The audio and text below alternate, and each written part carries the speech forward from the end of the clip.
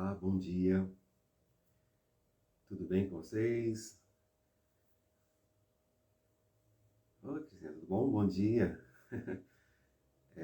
Eu resolvi publicar e transmitir a devocional aqui nesse Instagram, que fica mais fácil para a gente organizar também as falas e tudo mais do que o outro, né, no Arte Educador. Então aí você pode colocar isso aí, espalhar para os seus colegas, se você está gostando, é óbvio, né? Mas eu estou muito feliz de poder continuar esse projeto aí de falar um pouquinho e de refletir todas as manhãs.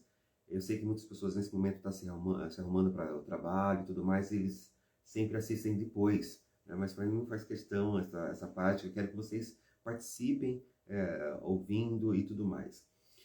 A mensagem que está no nosso coração aqui. Muito bem. Ontem nós falamos sobre a questão da ansiedade. Se você perdeu, você pode entrar aí no Instagram, tem lá a devocional de ontem, devocional gabarito, que nós falamos sobre a questão da ansiedade, a questão do medo, algumas situações que as pessoas estão passando e tudo mais, que refletem nessa angústia, nesse momento tão, né, tão peculiar a qual nós vivemos. E nós, conversando com alguns colegas na área da psicologia e tudo mais, todos eles falam, né, todos falam sobre essa questão do aumento significativo de pessoas com transtorno de ansiedade. E eu optei então em falar em dois momentos, se pensar, refletir um pouquinho, em dois momentos sobre essa questão, de ontem e um pouco hoje. Muito bem, quando a gente pensa na questão da ansiedade, e quem é cristão tem esse hábito de ler a Bíblia e buscar versículos e tudo mais, nós sempre usamos como referência, lá no livro de Mateus, até nós falamos ontem, né? Mateus capítulo 6, o versículo, a partir do versículo 25, que fala sobre a questão não andeis ansiosos, né, na sua vida. E é interessante que existe nesses versículos, aqui de 25 a 34, quando se fala da ansiedade, até o título é Ansiedade e Solicitude pela Vida, né? Nós temos aqui uma parte que diz assim: e por que andais ansiosos quanto ao vestuário? Isso me chamou a atenção. Por que andais ansiosos quanto ao vestuário? Como a nossa devocional traça de gabarito, a gente tem que correr atrás para saber, puxa vida, por quê, né? Qual que é a resposta, né, sobre essa questão? Porque nós temos aqui em Mateus essa palavra que fala sobre a questão que é a vez de comer e de beber, mas pontua a questão do vestuário.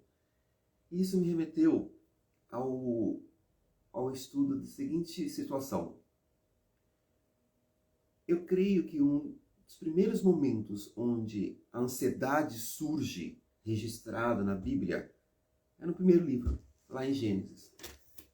Quando você abre Gênesis, lá no capítulo 3, onde fala sobre a queda do homem, nós percebemos muito bem, aqueles que conhecem esse texto, né? A partir do momento que eles são colocados no jardim e Deus explica todas as maravilhas que eles podem e o que eles não podem fazer, né? Então você consegue imaginar todo aquele cenário de tranquilidade, de paz, e até que eles pecam, né? Eles erram ao tocar e ao desobedecer a Deus. E a primeira coisa que nós percebemos aqui, quando eles erram, né, quando eles desobedecem a Deus e tudo mais, os olhos se abrem.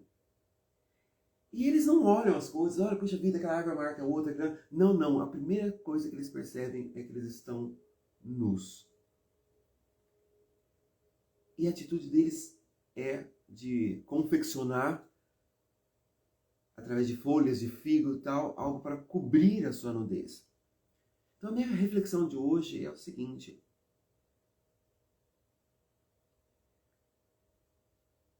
quando nós nos aproximamos da verdade, nós nos despimos de diversas situações, dos nossos conhecimentos, dos nossos saberes. Mas isto também nos provoca incômodos, nos provoca insegurança, nos dá medo. E a ansiedade, em alguns momentos, ela se apresenta assim, né? Através do medo. O medo porque você se conhece, você sabe das suas limitações, você sabe até onde você consegue chegar enquanto humano. Nós conhecemos as nossas limitações enquanto humanos. Mas a partir do momento que a gente tem um relacionamento com Deus, a situação muda. Por que a situação muda? Porque você passa a depender de Deus. Você passa a ter essa crença, essa fé que nos move. E é claro que em alguns momentos a gente se preocupa com muitas questões. E essa questão da veste, da roupa, ela passa a ter uma outra característica, e não de esconder algo, mas ela é de proteger. Gente, é uma conversa que dá para a gente viajar bastante. Mas o que me chama a atenção é que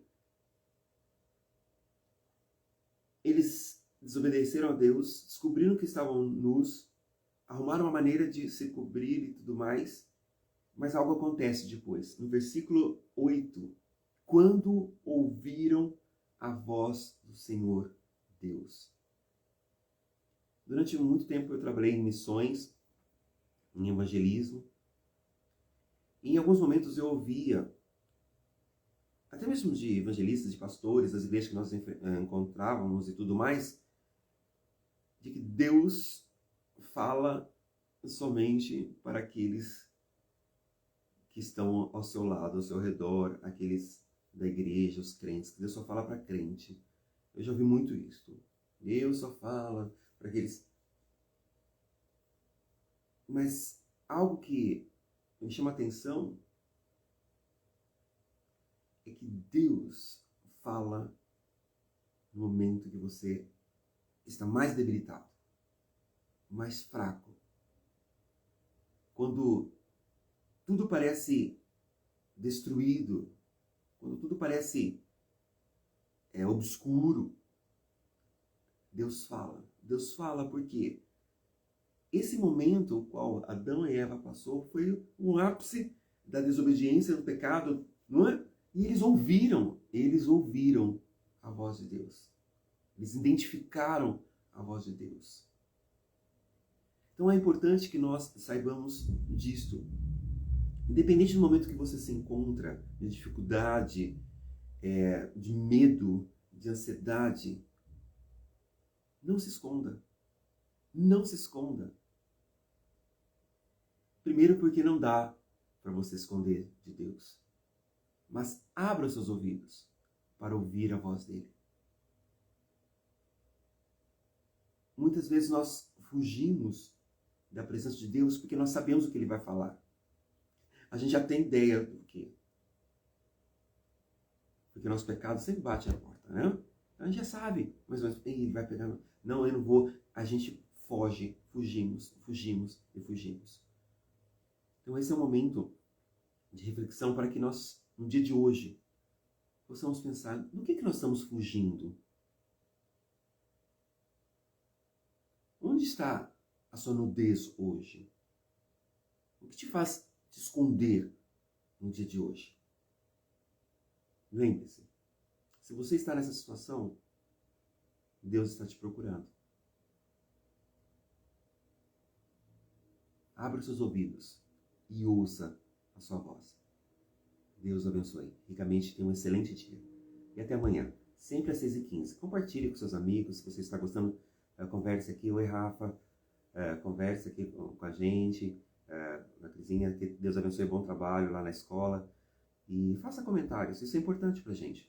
Né? Que realmente Deus possa sustentá-lo no dia de hoje, alimentá-lo, e que você possa colher os frutos, né, nessa sua labuta, nesse seu trabalho. Beijo, até mais.